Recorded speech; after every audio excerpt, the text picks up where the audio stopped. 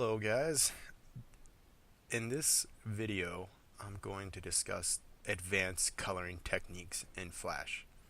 Um, this video and methodology is completely optional, and I'm only putting it out there to show you that you can take any of your creations and really make it sing. So these are some procedures in coloring that I have come up with my own and on my own, and what it involves is using two layers to manipulate a shape that represents a shadow, and then cutting and pasting that shape onto the colored layer, and then using gradients and fills to match the intended shadows that you already have displayed. So let me just zoom in and give you an example of what I mean. So I have all these defining shadows now displayed throughout this character that give each part a more volumetric appeal.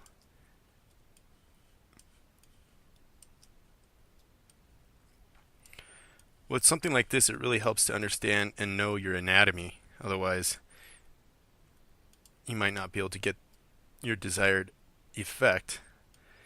But all in all, if you know a shape is rounded, it's just like putting the shading on a sphere. So let's take these goggles and let's give them some shadow underneath here.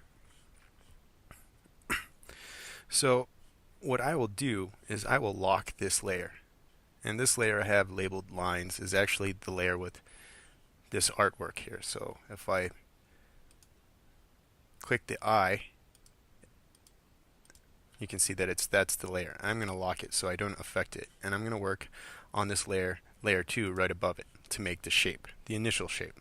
So to start, I'm going to use a rectangle. Now I want to change a couple things on this rectangle.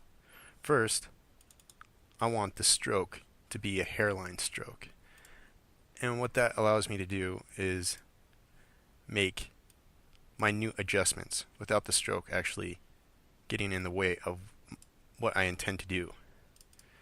And second, I want to get rid of the fill, so I'll click it and delete it. So now I have this line. It's already closed off, so whatever I do, I'll be able to fill it in with whatever color I choose. And also, now that it's on a layer above it, I can constantly make adjustments without it interfering with what's underneath it. I do have snapping on, and I'm going to use that initially to snap this corner to this line. See how it snaps to the layer underneath it, which is really convenient. And I'll leave this one somewhere in the middle, and I'll snap it to that corner. And maybe I should zoom in to make sure that I'm getting the right placement.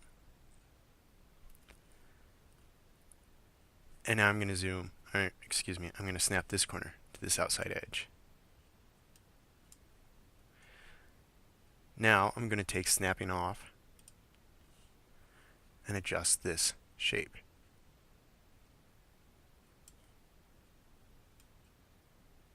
Do my best to match this curve.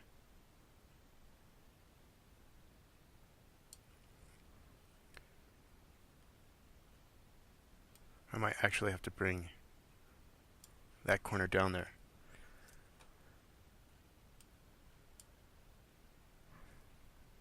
Let's take snapping off one more time. There we go. And this normally will take a little bit of time, but to get the best effect, it's worth it to adjust it.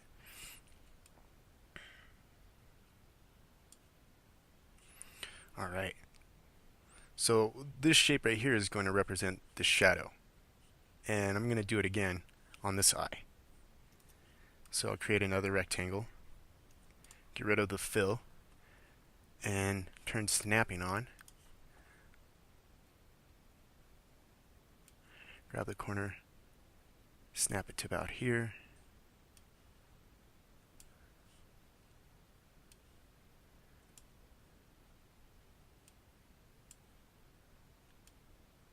Okay, I'm going to take snapping off and adjust these curves.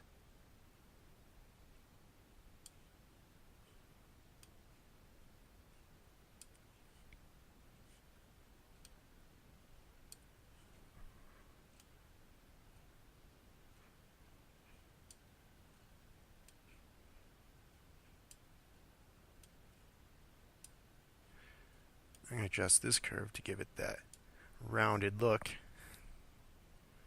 Alright, so now that I have these shapes, I will just click on layer 2 and see how my shapes and lines are now all selected, and I will cut them.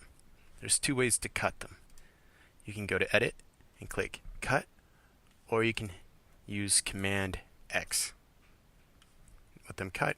I will now lock layer 2 and unlock and select the lines layer. You can label this whatever you like, whatever helps keep track of it. You can see that it's selected because this is completely highlighted. Now you want to paste in place. I want to paste them exactly in the place that I created them. So you can either go to edit and click paste in place, or you can hit Shift Command V. So now these are actually on the right layer. So I'm going to take a little bit of a swatch and a reference of this gradient that's already used on these goggles using my eyedropper tool. And you can see that all the information on that gradient is right here. And since I want this to be represent what's already there but show more shadow, I'm going to take this color and drop it down, make it much darker. And this color. Actually, let's back up a couple times. Control Z, Control Z. Too far. Paste in place. Take a reference of this. Okay, so I'm actually going to keep this color the same. So double click here and I can. Now both of these are the same color, and I will make this one darker. And now I'm going to apply it here. And I will apply it there. If I hit F, remember I'll have to switch between linear and radial.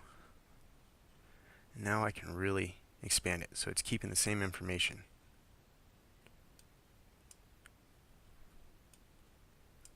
Expand it. Might help if I zoom out.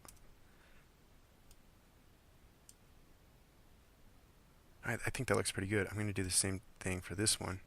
Switch between linear and radial. I don't want to give it the same information or controls as this goggle because it is its own entity, so I want to make sure it has its own information.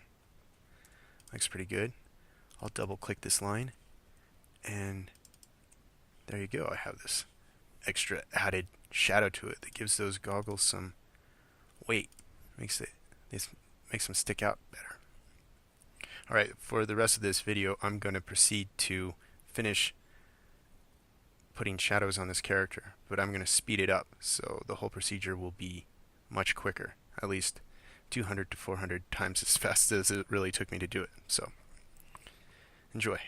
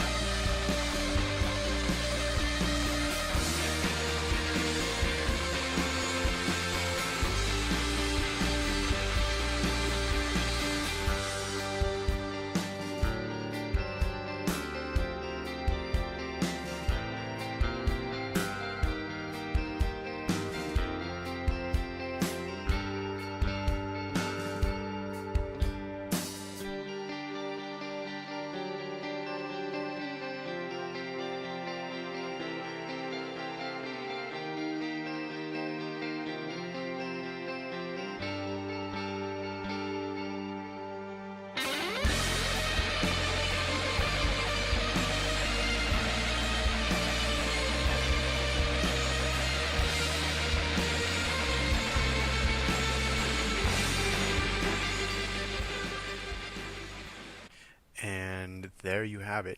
That's how I go about getting all this detail into a piece of art, a painting essentially, in Flash. And I'm looking forward to see what you come up with for your characters.